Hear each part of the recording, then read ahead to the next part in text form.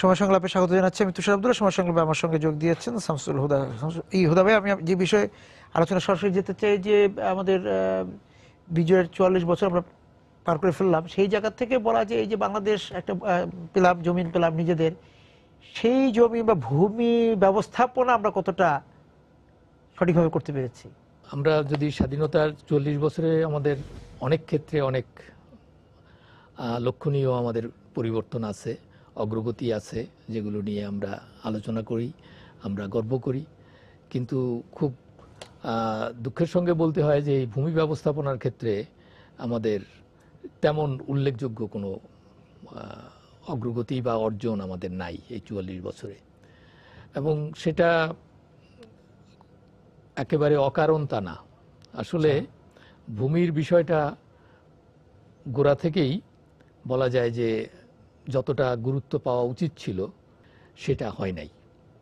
আমাদের অন্য অনেক বিষয় বিভিন্ন সময়ে, সেটা নানা কারণে, নানা রাজনৈতিক, সামাজিক, অর্থনৈতিক কারণে, যেমন দুর্যোগের বিষয়টা, আমরা একটা দুর্যোগ প্রবণ দেশ হিসাবে পরিচিত ছিলাম, অত দুর্যোগ ব্যবস্থাপনাটা যত গুরুত্ব পেয়েছে, বা অন্য আরও অনেক বিষয়, যে চাক্ষুষ যেগুলোকে বলা হয় যে আপনার ইনফ্রাস্ট্রাকচার বা অন্যান্য উন্নয়নের যেগুলো দেখায় দেওয়া হয়, যে এতগুলো রাস্তাঘাট, এতগুলো দৃশ্যমান উন্নয়ন, ব্রিজ, ওভারব্রিজ বা দালান কোঠা ইত্যাদি, এগুলোর ক্ষেত্রে আমরা যেভাবে মনোযোগ দিয়েছি, আমাদের যে অর্থনীতির, যেটাকে আমরা মেরুদণ্ড বলতে পারি, আমাদের কৃষি এবং ভূমি ব্যবস্থা, যার উপরে আমাদের গোটা অর্থনীতি দাঁড়িয়ে আছে, এবং যেখানে আমাদের জনসংখ্যার মানে যারা মানে শ্রমশক্তির সর্বাধিক সংখ্যক শ্রমশক্তি যে ক্ষেত্রে নিয়োজিত রয়েছে এখনো পর্যন্ত, আগের তুলনায় কিছু অন্যান্য ক্ষেত্রে বেড়েছে, এখানে প্রপোর্শনালিটি কমেছে, কিন্তু এখনো পর্যন্ত সর্বাধিক শ্রমশক্তি আমাদের কৃষিতেই নিয়োজিত। কিন্তু এই ক্ষেত্রে আমরা সেই মনোযোগটা আমরা দেই নাই, আমাদের কোনো সরকারই না। তো এটা আমাদের জন্য একটা বড় দুর্ভাগ্য, যে কারণে আমরা বিলম্বে অনেক বিষয়ে আমরা আলোচনা করেছি, বিলম্বে অনেক বিষয়ে আমরা গুরুত্ব দিয়ে বোঝার চেষ্টা করেছি, বিলম্বে অনেক কাজ শুরু করেছি, দেরিতে। কিন্তু ইতিমধ্যে আমাদের কিন্তু অনেক সময় নষ্ট হয়েছে, অনেক ক্ষতি হয়ে গেছে, সংকট আরো ঘনীভূত হয়েছে, জটিল হয়েছে। যেমন আমাদের ভূমি ব্যবস্থাপনার একটা বড় বিষয় হচ্ছে রেকর্ড কিপিং ব্যবস্থা, যে আপনি যে জমির পৈতৃক সূত্রে বা ক্রয় সূত্রে বা অন্যভাবে আপনি যে সম্পত্তির মালিক, তার কাগজপত্র, এটা যেমন আপনার কাছে একটা থাকবে, এটা কিন্তু রাষ্ট্রের কাছে আছে। আপনি যেখানে রেজিস্ট্রেশন, নিবন্ধন কর্তৃপক্ষ, ভূমি অফিসে থাকবে, রেকর্ড রুমে থাকবে, এই সব জায়গায়। কিন্তু আমাদের যে কাগজপত্র 50, 100, 150, 200 বছরের, সেই কাগজপত্রগুলো সংরক্ষণের কিন্তু আমরা বৈজ্ঞানিক কোনো ব্যবস্থা আমরা গ্রহণ করি নাই গত 44 বছরে।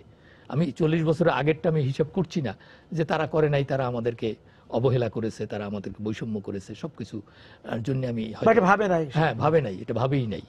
কিন্তু আমাদের এই 44 বছর আমাদের তো ভাবা উচিত ছিল।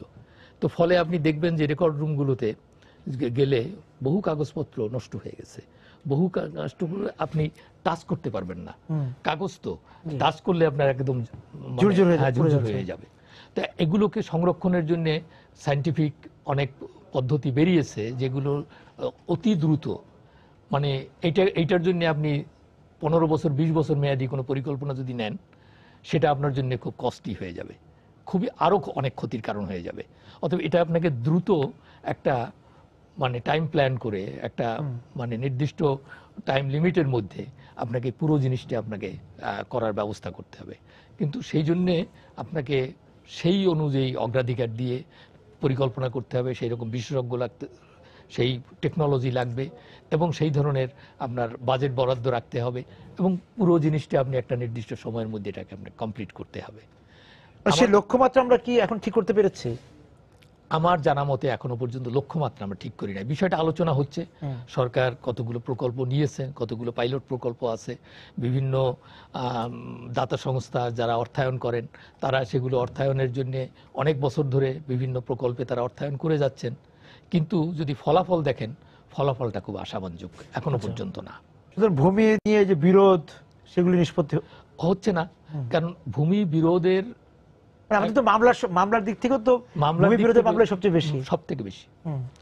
একেবারে অ্যাভারেজে আপনি বলতে পারেন কি দেওয়ানি মামলা কি ফৌজদারি মামলা, সিভিল এবং ক্রিমিনাল ভূমি দুই দিকেই ভূমির মামলা হচ্ছে সর্বাধিক এবং 75 থেকে 80 ভাগ।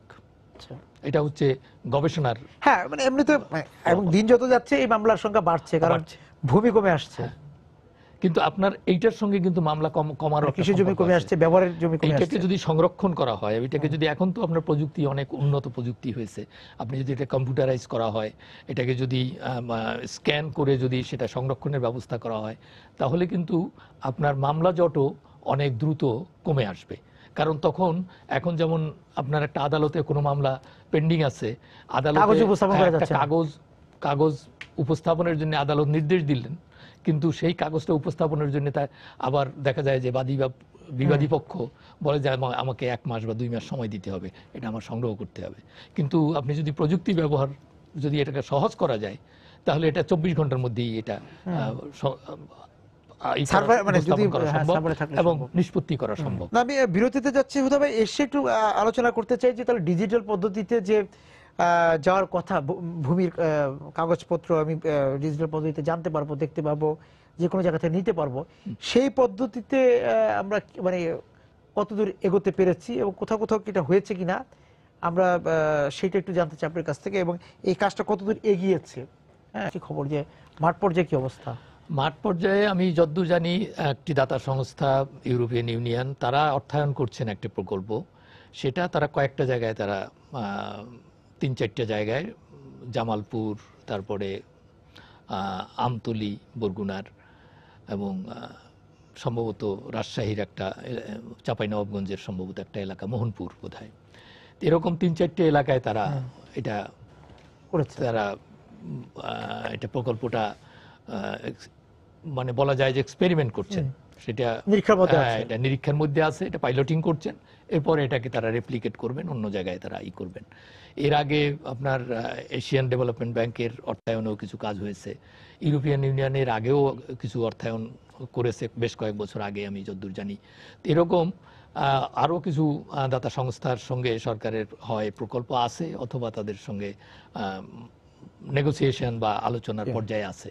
অতএব অনেকেই এই ব্যাপারে আগ্রহী। আমাদের অস্ট্রেলিয়ান গভর্নমেন্ট এবং অন্যান্য আরও কিছু সরকার আমি যতদূর জানি যে তারাও আগ্রহ দেখিয়েছে। সরকারেরও সদিচ্ছা আছে বলে আমার বিশ্বাস, কিন্তু সদিচ্ছা আর বাস্তবায়ন দুইটার মধ্যে একটা ফারাক আছে। সদিচ্ছার সঙ্গে যদি কতগুলো জিনিস যুক্ত না হয়, একটা হচ্ছে যে দক্ষতা বা যোগ্যতা, আমাদের যে যোগ্যতা আছে, মানে এই যোগ্যতার এই লেভেল দিয়ে এই কাজটি করা খুব দ্রুত করার মতো দক্ষতা আমাদের নেই। কিন্তু আমাদের হ্যাঁ, লোকবলের এবং তাদের যে মানে প্রযুক্তিগত, তাদের মানে প্রশিক্ষণ বা ইত্যাদি, এগুলো যদি দেওয়া যায় তাহলে একটা দক্ষ জনশক্তি আমরা পেতে পারি, এবং সেটা একটা দ্রুততম সময়ের মধ্যে সেই দক্ষ জনশক্তিটা গড়ে তোলা দরকার। দ্বিতীয় হচ্ছে, আমি আগেই যেটা বলেছি অগ্রাধিকারের বিষয়, অগ্রাধিকারের সঙ্গে একটি মানে টাইম বাউন্ড প্ল্যান, একটি নির্দিষ্ট সময় বেঁধে দিয়ে একটি পরিকল্পনা নিতে হবে এবং টার্গেট ফিক্স আপ করতে হবে, যে আমরা এই কয় বছরের মধ্যে আমরা পুরো জিনিসটা সারা বাংলাদেশের 64 জেলার যে আমাদের ভূমি রেকর্ড, সেটাকে সংরক্ষণ করা, এবং ভূমি সংক্রান্ত, ভূমি ব্যবস্থাপনা এবং প্রশাসন সংক্রান্ত যত রকমের তথ্য, এগুলো সহজলভ্য করব মানুষের কাছে, সাধারণ মানুষ অতি সহজে এই তথ্যগুলো পেতে পারে। এবং যারা ভূমি ব্যবহার করে, ভূমি সংক্রান্ত মামলা নিষ্পত্তির জন্য যেসব এজেন্সিগুলো কাজ করে, পুলিশ বলেন বা অন্যান্য সরকারি এজেন্সিজ আছে কিংবা আদালত, তাদের কাছেও এই তথ্যগুলো দ্রুততম সময়ের মধ্যে পৌঁছবে, তাহলে এর বেনিফিটটা মানুষ পাবে।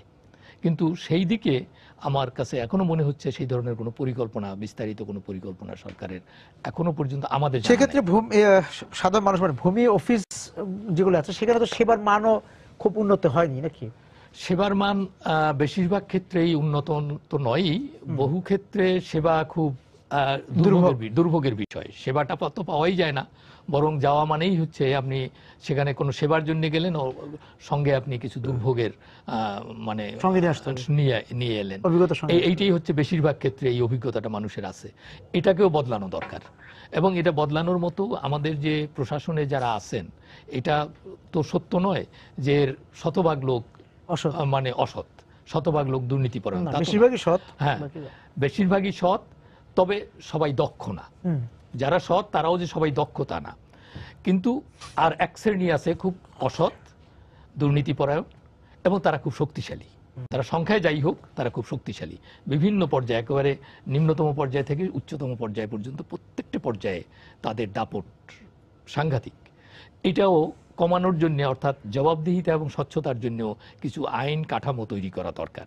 অর্থাৎ দ্রুততম সময়ে আপনি যদি আপনার প্রতি কোনো অন্যায় আচরণ করা হয়, কোথাও দুর্নীতি হয়, সেটা যাতে মানে করা যায়, ডিটেক্ট করা যায়, চিহ্নিত করা যায়, শনাক্ত করা যায়, এবং দুর্নীতিপরায়ণ মাঠ জরিপ যেগুলো সেখানে কি আমরা আধুনিকায়ন করতে পেরেছি? এটা শুরু হয়েছে। আচ্ছা, শুরু হয়েছে, জরিপের ক্ষেত্রে এটা ব্যবহার শুরু হয়েছে, কিন্তু সেটাও খুব সর্বত্র হচ্ছে তা না।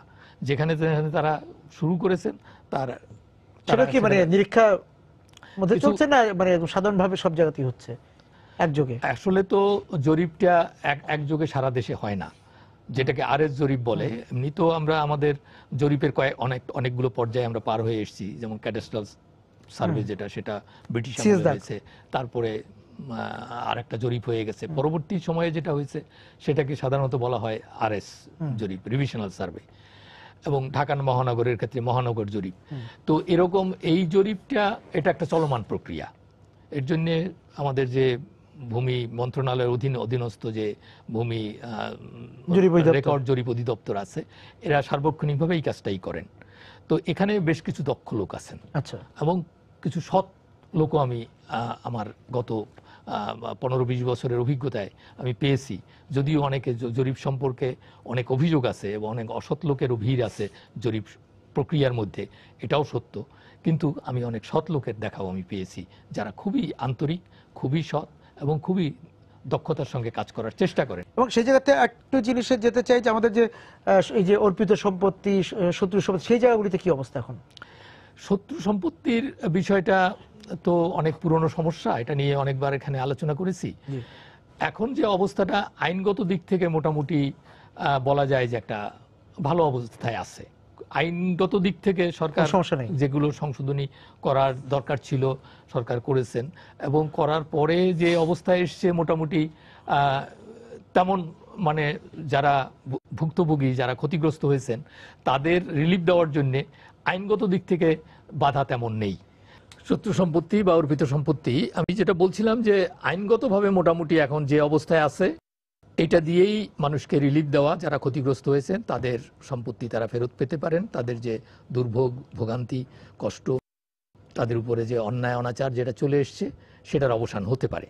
কিন্তু তার জন্যে যে বাস্তবায়নের যে প্রক্রিয়া, বাস্তবায়নের যে মানে গতি, এই গতি বাড়াতে হবে, প্রক্রিয়াটাকে আরেকটু ত্রুটিমুক্ত করতে হবে, এবং এটাকেও আমার মনে হয় যে সর্বোচ্চ পর্যায়ে সরকারের একটা দৃষ্টি দিতে হবে। যেমন ধরেন, আমি উদাহরণ হিসেবে বলতে পারি, জেলাগুলোতে যে অর্পিত সম্পত্তি নিয়ে যে ট্রাইব্যুনালগুলো গঠন করা হয়েছে, যেখানে অর্পিত সম্পত্তি যাদের হয়েছে তারা আবেদন করেছেন, সেগুলো নিষ্পত্তি হলে তারা তাদের সম্পত্তি ফেরত পাবেন। যদি সেখানে তারা প্রতিকার না পান, তাহলে তারা একটা আপিল করার ব্যবস্থা, এবং আপিল করার পরে এটা মোটামুটি চূড়ান্ত হয়ে যাবে। বেশিরভাগ ট্রাইব্যুনালে শত শত হাজার হাজার আবেদন জমা পড়েছে, মামলা যেটাকে বলে খুব পপুলার ইয়েতে, যে এই অর্পিত সম্পত্তির এগুলোর নিষ্পত্তি হচ্ছে না, শুনানি হচ্ছে না। আচ্ছা, এর একটা বড় কারণ হচ্ছে যে যাদেরকে, যে সব বিজ্ঞ জজ সাহেবদেরকে এই ট্রাইব্যুনালের দেওয়া হয়েছে, তারা শুধু অর্পিত সম্পত্তির ট্রাইব্যুনালের বিচারক নন, আরো অনেক মানে ট্রাইব্যুনালের বা অনেক আরো অনেক বিচারিক আদালতের তারা। এবং এখানে আমাদের দিক থেকে একটা সুপারিশ ছিল সরকারের সঙ্গে, আমরা বিভিন্ন সময় দেন দরবার করে আমরা অনুরোধ করেছিলাম যে এই অন্তত জেলায় একজন জজকে দিয়ে একটি এক্সক্লুসিভ একটি ট্রাইব্যুনাল করে দেওয়া হোক অর্পিত সম্পত্তি যে আদালতে শুধু এই বিষয় অন্তত, হ্যাঁ, অন্তত আগামী 2 বছর বা 3 বছরের জন্য। যে এটা যে চিরকালের জন্য তো এই আদালতের দরকার হবে না, অন্তত 2 বছর বা 3 বছরের জন্য একটি আদালত শুধুই তারা ইয়ে করবেন। আসলে সেটাও করা সম্ভব না হয়, তাহলে অন্তত এরকম করে দেওয়া হোক যে সপ্তাহে অন্তত 3 দিন এই আদালত শুধু অর্পিত সম্পত্তির মামলাই শুনানি করবেন, তাহলে এই মামলা জটগুলো কমে যেত। খাস জমিরও তো অনেক রকম বিরোধ রয়ে গেছে এখনো। খাস জমির কোনো বন্দোবস্ত আমরা করতে পেরেছি সঠিকভাবে? খাস জমিটা মানে সরকারের দখলে বেদখলে এখানে তো অনেক ঝামেলা। এইটা একটা অতি পুরাতন সমস্যা, এটাও ওই ধরনের ব্যাপারটা হচ্ছে যে এই বিগত অনেক বছর ধরে মানে খাস জমির একটা নীতিমালা আছে। খাস জমি বিতরণের মানে সব সরকারেরই খাস জমি বিতরণের ব্যাপারে যারা সংশ্লিষ্ট মন্ত্রী থাকেন তারা এগুলি বলেন, কিন্তু বাস্তবে খাস জমি বিতরণের বিষয়টাও অগ্রসর হচ্ছে না। মাঝখান থেকে যেটা হচ্ছে সেটা হচ্ছে খাস জমি বিতরণ তো মূলত হচ্ছে খাস জমি, কৃষি খাস জমি, এগ্রিকালচারাল খাসল্যান্ড। তো কৃষি খাস জমি বিতরণের জন্য যে জমিগুলো বন্দোবস্তযোগ্য তার বেশিরভাগ জমি, যেহেতু এটা পজিটিভলি যাদের পাওয়ার কথা, দরিদ্র ভূমিহীন যারা কৃষির উপরে নির্ভর করেন, যারা বিধবা, যে গ্রামীণ নারী যারা কৃষির উপরে নির্ভর করেন, তাদের পাওয়ার কথা, প্রান্তিক অবস্থানে যারা আছেন তাদের পাওয়ার কথা, কিন্তু তারা তো পাচ্ছেনই না, উল্টো এটা বেদখল হয়ে যাচ্ছে। এবং সেটা বেশিরভাগ ক্ষেত্রেই মানে অধিকাংশ ক্ষেত্রে এটা অবৈধভাবে গায়ের জোরে। এবং তারপরে এখানে আমাদের সারা বাংলাদেশেই আপনার জাল দলিলপত্র তৈরির কারখানা আছে, সেখানে জাল দলিলপত্র তৈরি হচ্ছে, রেকর্ড মানে সংশোধন হয়ে যাচ্ছে জাল দলিলের ভিত্তিতে।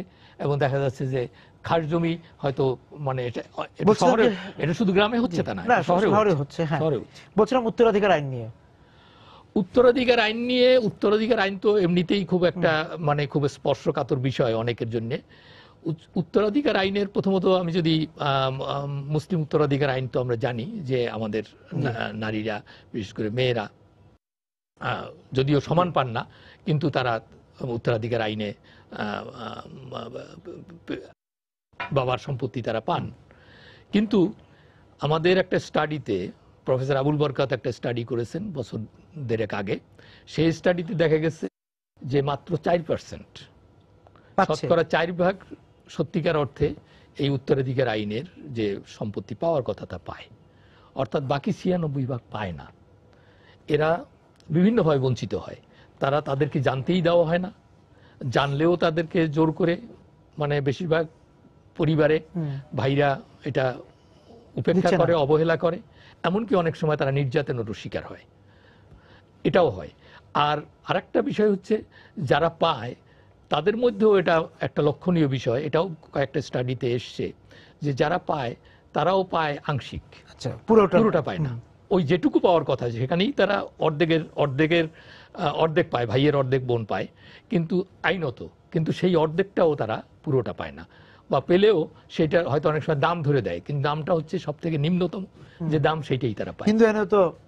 হিন্দু আইনে আমাদের দেশে, কিন্তু পাশের দেশ ভারতবর্ষে কিন্তু আইনটা তারা বদল করেছে।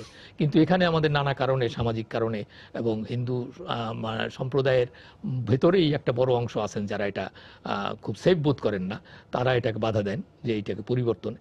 তো এর একটা বিকল্প একটা প্রস্তাব আছে, এটা নাগরিক সমাজ থেকে এবং আমাদের নারী সংগঠনগুলো, মহিলা পরিষদ এবং অন্যান্য নারী সংগঠন, তারা মিলে এবং আমাদের দেশের রাইট বেসড অর্গানাইজেশনগুলো মিলে একটা প্রস্তাব বহু আগে দিয়েছেন এবং একটা আইনের খসড়াও তৈরি করা হয়েছিল, যেটা মহিলা পরিষদ থেকে একটা পাবলিকেশনও তারা করেছিলেন।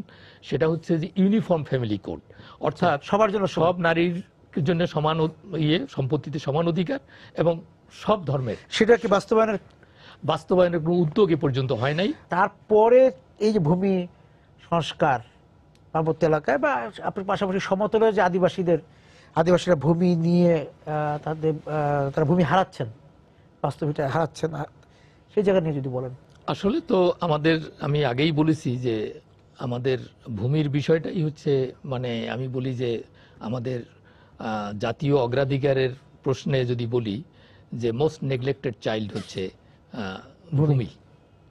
এবং আর তার মধ্যে আবার সব থেকে নেগলেক্টেড হচ্ছে আমাদের আদিবাসীরা, পার্বত্য চট্টগ্রামের এবং সমতলের। যদিও পার্বত্য চট্টগ্রামের একটা বড় অর্জন ছিল 97 সালের 2রা ডিসেম্বর যে ঐতিহাসিক চুক্তি, যেটাকে পার্বত্য শান্তি চুক্তিও বলা হয়, পার্বত্য চুক্তি। তো এই পার্বত্য চুক্তির বড় অংশটা জুড়েই কিন্তু ভূমি সমস্যার বিষয়গুলো আলোচিত হয়েছে, এবং তাদের সমস্যার 70-80% আসলে ভূমিকেন্দ্রিক সমস্যাই। তো সেই জন্যে খুব স্বাভাবিকভাবেই ওই চুক্তির মধ্যে, চুক্তিটা যদি আপনি পড়েন দেখবেন 70% ভূমি সংক্রান্ত বিষয় আলোচিত হয়েছে। ভূমি কমিশন করার কথা, ভূমি বিরোধ নিষ্পত্তি কমিশন করার কথা, কিন্তু এই ভূমি বিরোধ নিষ্পত্তি আজ পর্যন্ত একটা এফেক্টিভ ভূমি বিরোধ নিষ্পত্তি কমিশন 18 বছর হয়ে গেছে, 1.5 যুগ। এই 1.5 যুগের মধ্যে এটা কখনো সক্রিয় ছিল না এবং কখনো এফেক্টিভ হয় নাই, এবং সেটা ওই চুক্তির আলোকে সেটা বাস্তবায়নের কোনো চেষ্টা উদ্যোগ আমরা দেখি নাই। এটা আমাদের একটা হতাশার দিক। তবে আমি বলবো না সবটাই হতাশা। চুক্তিতে কিছুই বাস্তবায়ন হয় নাই, কিছুই করা হয় নাই, সেটা বলা যাবে না। আংশিক হলেও কিছু কিছু বাস্তবায়ন হয়েছে সেখানে, যদিও খুব মানে এখনো যথেষ্ট সক্রিয় হতে পারেনি। যে আঞ্চলিক যে পার্বত্য আঞ্চলিক পরিষদ, যেটা এটা চুক্তির আওতায় হয়েছে, সেটা আছে, জেলা পরিষদগুলো হয়েছে, কিন্তু চুক্তির সঙ্গে অনেকগুলোর যে পরবর্তী সময়ে যে নিয়ম বিধি আইন করা হয়েছে সেগুলো চুক্তির সঙ্গে বিরোধাত্মক, এগুলো দূর করা দরকার। এগুলো অতএব এগুলো নতুন করে শুরু করার না, শুধু ওই জায়গাগুলো সংশোধন করলে, পরিবর্তন করলেই এটা অনেক বেশি কার্যকর হতে পারে। দ্বিতীয়ত যে ওখানকার সমাজের যে নিজস্ব কিছু ডিনামিক্স আছে, আপনি যদি এখন যান, আপনি আগের তুলনায় নিশ্চয়ই শিক্ষার হার বলেন, আপনার নারী শিক্ষার হার বলেন, তাদের সচেতনতার দিক বলেন, তাদের স্বাস্থ্য সচেতনতার বিষয়ে, তাদের অধিকার সচেতনতা, তাদের পরিবেশ সচেতনতা, এগুলো আগের তুলনায় অনেক বেড়েছে। এবং বিশেষ করে নারীরা, পার্বত্য নারীরা, তারাও এত কিছুর মধ্যে, অনেক প্রতিকূলতার মধ্যে তারা কিন্তু অনেক বেশি মানে অগ্রসর মানে একটা জায়গায় এসছেন, এবং একদম তৃণমূল পর্যায়ে, যে ওখানে একটা নিজস্ব মানে যে স্থানীয় সরকার পদ্ধতি যেটা প্রথাগতভাবে আছে, যেটাকে বলে কারবারি এবং হেডম্যান, এবং ওখানকার যে বিভিন্ন সার্কেলশিপ 3টা জেলায়, তাদের অধীনে এটা কাজ করে এসছে। এবং যে আইন, পার্বত্য আইন 1900 সালে যেটা ব্রিটিশ সরকার, সেটা এখনো পর্যন্ত বলবৎ আছে। তো এইগুলোর অধীনে এরা কিন্তু কাজ করছে। তো তাদের কিন্তু এক ধরনের ভূমিকা সমাজে এবং উন্নয়নের ক্ষেত্রে, এটা তাদেরকে যদি আরো বৃহত্তর ভূমিকা দেওয়া যায়, তাদের যদি স্বীকৃতি দেওয়া যায়, তাদেরকে আরো দায়িত্ব দেওয়া যায়, তাহলে এই গতিটা কিন্তু আরো বাড়তে পারে, বিশেষ করে নারীরা। পাহাড়ের পর সমতলে কি অবস্থা? সম্প্রতি সমতলে একটা আপনাদের নজরে এসছে কিনা, একটা তারা বড় পদযাত্রা করেছে, যেটাকে তারা বলছে লং মার্চ। এই লং মার্চ তারা কয়েকটা জেলা করেছে, এবং সেই লং মার্চের প্রধান দাবিটাই ছিল সমতলের আদিবাসীদের জন্য একটি আলাদা ভূমি কমিশন। যদিও এইখানে তারাও বলে, এবং আমিও এটা পরিষ্কার করতে চাই, যে আমরা পার্বত্য ভূমি বিরোধ নিষ্পত্তি কমিশন যেরকম নিষ্ক্রিয় দেখেছি, সেটাকেও যেমন আমরা সক্রিয় চাই, আমরা সমতলের আদিবাসীদের এই দাবিটাকেও সমর্থন করি, মনে করি যে এটা একটা ন্যায্য দাবি, যে তাদের জন্য একটা আলাদা ভূমি কমিশন হোক, এবং সেটা যেন সক্রিয় থাকে। এবং এটা যদি হয়, তাদের সমস্যাগুলো একটু পার্বত্য এলাকার থেকে ভিন্ন, সেই সমস্যাগুলোকে যদি অ্যাড্রেস করা যায় তাহলে, এবং সমতলের আদিবাসীদের এটা বৃহৎ অংশই কিন্তু কৃষি নির্ভর, এবং তাদের কিন্তু এই রাজশাহী, দিনাজপুর প্রচন্ড ভাবে, এবং কৃষিতে তাদের যে অবদান, এটা ঐতিহাসিকভাবে আমাদের মানে স্বীকৃত, কিন্তু আমরা কিন্তু সেই যথাযথ মর্যাদাটা দিচ্ছি না। যদিও তারা তাদের মানে তাদেরও নিজস্ব ভাষা আছে, তারা সংস্কৃতি কেবল আছে। উচ্ছেদ হচ্ছে। শুধু উচ্ছেদ হচ্ছে, ভূমি থেকে উচ্ছেদ হচ্ছে। তাদের শিক্ষার ব্যাপারে আমাদের কোনো আলাদা কোনো মানে নজর ওইভাবে নাই। জি। হ্যাঁ, যদিও আমাদের শিক্ষানীতিতে কথাটা আছে, কিন্তু বাস্তবে ক্ষেত্রে নাই, যেটা দেওয়া উচিত। তাদের ছেলে মেয়েদের তাদের মাতৃভাষায় পড়ালেখার ব্যবস্থা যতটা পারা যায় সার্বিকভাবে করা হতে উচিত। যেটা আমরা আলোচনা করলাম যে 40 বছরে যে ভূমির একটা অব্যবস্থা রয়ে গেছে, কিন্তু আমাদের আমি মাঝখানে বলছিলাম যে আমাদের ভূমি কম, সীমাবদ্ধ ভূমি, জনসংখ্যা অনেক, ভূমি নিয়ে কারাকারিটা তো থাকবেই। সেই কারণে আমাদের এই যে আইনের কথা বলেন বা শৃঙ্খলাটা খুব জরুরি, সেই কারণে নাহলে সংকট আরো বাড়বে। সেই কারণেই সব থেকে বেশি গুরুত্ব দেওয়া উচিত। প্রথমত হচ্ছে কয়েকটা কারণে। একটা হচ্ছে ভূমি হচ্ছে আমাদের অর্থনীতির এখনো ব্যাকবোন, মেরুদণ্ড। ইতিহাসটা যদি লক্ষ্য করি, আমাদের সংস্কৃতি কিন্তু ভূমি নির্ভর, ভূমি কেন্দ্রিক। অতএব আমাদের সংস্কৃতিকে বাঁচিয়ে রাখতে গেলেও আপনার ভূমি ব্যবস্থাপনা এবং ভূমির সঙ্গে যে মানুষের সম্পর্ক, সেই মানুষগুলোর মর্যাদা, অধিকার, এটাকে আপনাকে সম্মান করতে হবে, তাকে আপনাকে রক্ষা এটা করতে খুব হবে। ভালো কথা বলেছেন যে আমাদের সংস্কৃতির সাথে, মানে সংস্কৃতির সাথে ভূমির একদম নারীর সম্পর্ক। অবশ্যই এবং অবশ্যই সেই সংস্কৃতিকে রক্ষা করতে হলে ভূমি ব্যবস্থাপনাটাকে নিশ্চিত করতে হবে, কারণ এই ভূমি বা সংস্কৃতির যারা রক্ষা করবে তারাই এখন সংকটের মধ্যে আছে। নিশ্চয়ই। আপনাকে অনেক ধন্যবাদ আজকে আমাদের সঙ্গে যোগ দেওয়ার জন্য। দর্শক যারা ছিলেন আজকে সময় সংলাপের সঙ্গে, আপনাদেরকে ধন্যবাদ জানিয়ে শেষ করছি আজকে সময় সংলাপ। দেখা হবে আগামী দিন। সবাই সুন্দর থাকবেন, নিরাপদে থাকবেন।